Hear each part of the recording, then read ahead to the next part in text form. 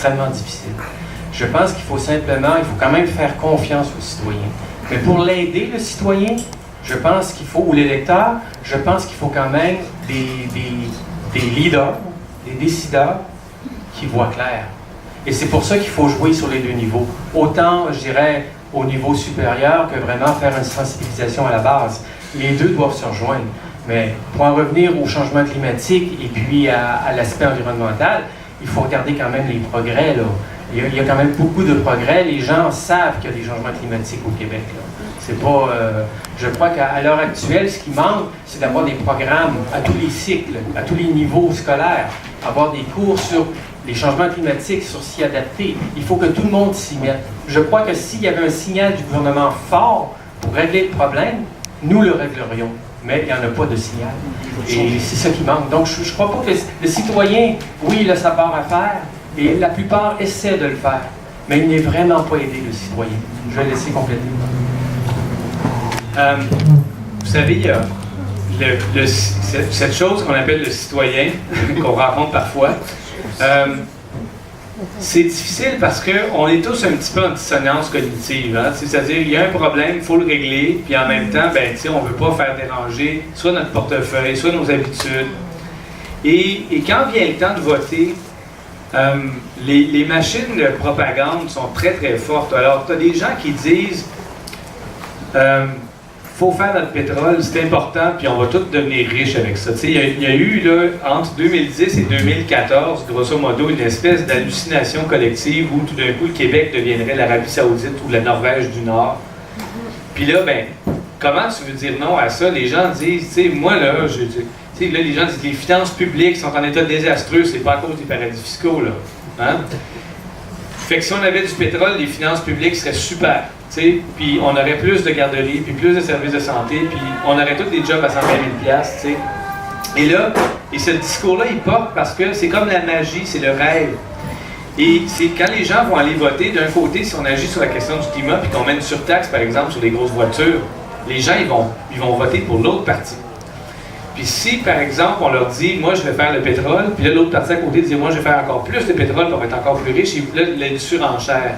Et donc, on a à la base le citoyen, il est en une situation de précarité économique, puis il veut entendre qu'il va avoir 100 000 emplois, puis que le pétrole va nous rendre riches.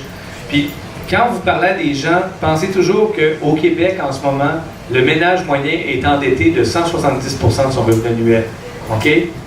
2/3 de ça, c'est l'hypothèque. C'est une bonne dette, tu peux vendre ta maison, tu récupères. Mais 1/3 de ça, ce sont des dettes de consommation, principalement l'automobile.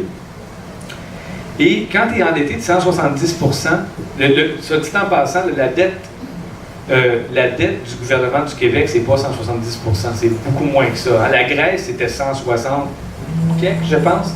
Puis on disait la Grèce est en faillite. Bon, le ménage moyen au Québec, c'est 170. Alors, quand les gens sont en situation de précarité et qui sont maintenus dans une situation de précarité, ils vont avoir beaucoup moins d'appétit pour les changements qui mettent à risque, dans leur perception, leur portefeuille. Fait que, soit que si j'agis sur les changements climatiques, tu risques de perdre ta job, mais si on fait du pétrole, tout le monde va être riche.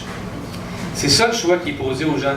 Puis défaire ce faux choix-là, dire aux gens, non, c'est un faux choix, on est en train de vous dire, tu mets des bananes, des pommes, mais en réalité, il y a tous les autres fruits, tu sais.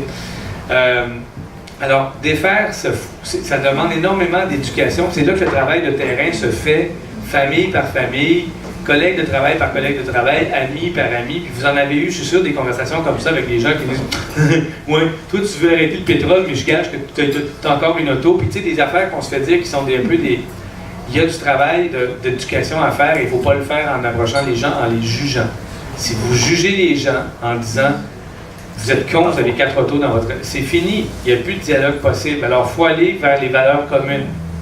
Il faut aller taper, pas taper, tout tape en anglais, on dit puiser dans les valeurs communes, construire un dialogue là-dessus, puis construire le travail d'éducation pour que les gens comprennent que non, une auto électrique, ça explose pas dans ta face, puis non, mais je fais des boutades, mais c'est souvent comme ça. Fait que, en ce moment, l'espèce de dilemme que les gens vivent entre l'économie et l'environnement, cette espèce de faux choix qu'on leur propose, il faut réussir à défaire ça, puis l'éducation qu'on peut faire, l'éducation citoyenne, mais auprès des enfants aussi, mais surtout l'éducation citoyenne est très, très importante. Merci. J'inviterai Dominique, qui est membre du comité aussi, à clore avec nous. C'est simplement pour rappeler. Oui. Ah. Merci beaucoup de nous rappeler à notre rôle de citoyen. Donc, vous êtes du quartier, merci d'être venu.